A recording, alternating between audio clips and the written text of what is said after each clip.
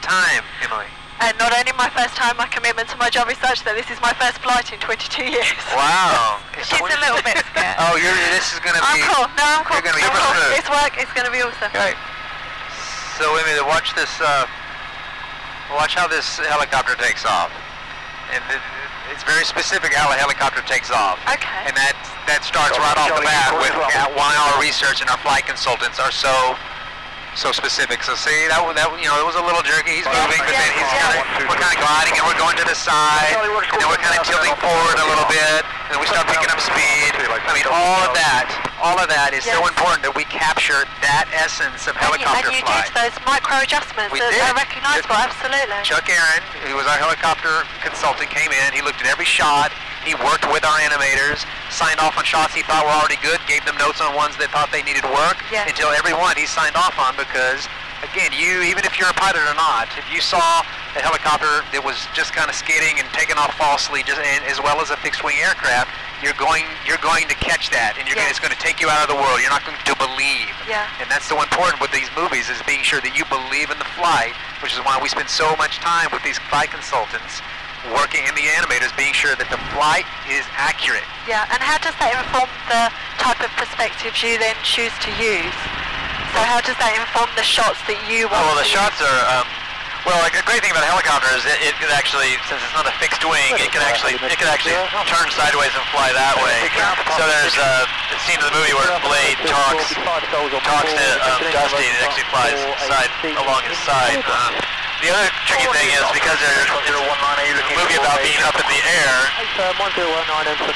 you can see for miles, so we have to build out the whole set so you can see it. Now, Piston Peak National Park is purposely, what we'll do is we'll do what we say, we'll close things off, which means we'll build a canyon and we'll close it off with a wall down there, because we can't build the next 10 miles. Because it's not a painting, it's an actual full built-out set. Now, the distance doesn't have to be as much detail as close-up, but all the details you see, like the fact that it's green here and it's blue in the distance because of the atmosphere. The ground is, look at the line work in the ground down there where the tractors or plows go, the little patches of wildflowers amongst the green.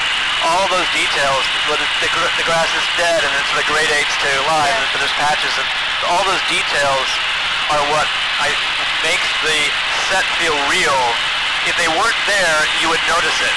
But because they are there, you don't notice it. And it feels like a real place. Did you find that you had to adjust ideas, that you had to work around the sense of flight and to incorporate the fire? Were there things you wanted to achieve that you didn't? Or conversely, were there things you managed to do that you hadn't realized you had the scope to do? Well, I would say the flight dictates a lot, because the flight has to be accurate. Like, we're going 135 miles per hour right now. We're eating up a lot of set. So I can't, the flight has to be accurate, so that can dictate a scene length. So when we storyboard out a scene, it might be, and we might guess at the flight, and then the scene might open up tremendously, because in order for the plane to turn, it's going to take a lot more time. So yeah, the flight would definitely dictate the scene length. Yeah, there were parts in Hopwash Junction that we tried to reuse from the first movie, and that's where sometimes reuse just doesn't work, because they didn't put in enough detail, because it was for the purpose of the shot they used. That portion of set for was far away, so they didn't need to put as much money and detail into it. But we wanted to fly right over it, so that means that we had to either change our idea and have them fly over a different part of the set, or we had to build that set up again. So you're constantly sometimes trying to have the balance between those micro adjustments again, but this time for you guys. Was there anything that?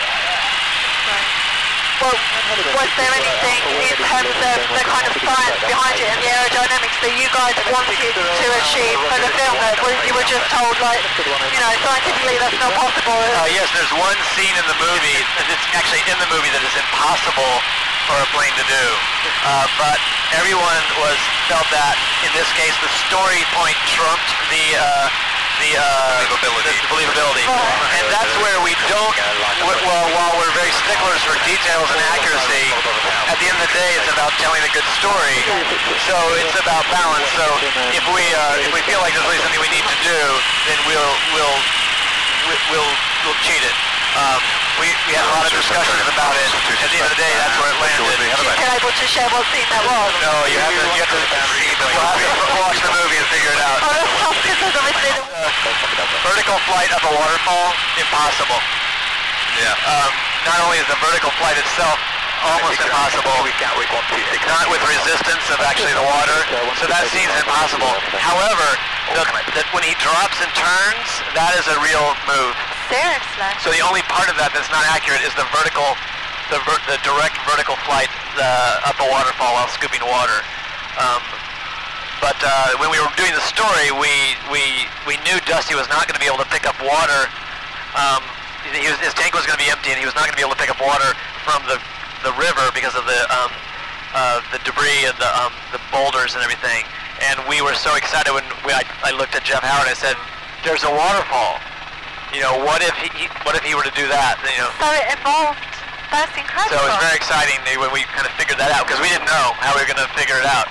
Do either of you fly, or would you as a kind of, have either of you gone for a PPL? I would love to. Yeah. I've always been certainly fascinated with helicopters. Yeah. There's something about them that I just love, again, just because of how they can maneuver, and I would love it to be able to, but no, I don't have a license. I have not had the time. So Dusty's journey could inspire you to take to the skies yourself then? Yes, right. Incredible. Well, that's lovely. What a lovely place to end. Thank you so much for speaking to us. And you did it. You're fine. Look at that. It's a good job I have no nails. There's a lot of wind. Yes, there. You're good. Nicely done. Very smooth. Thank you very much. you. That was a Thank you. pleasure. Thank you. Thank you so much.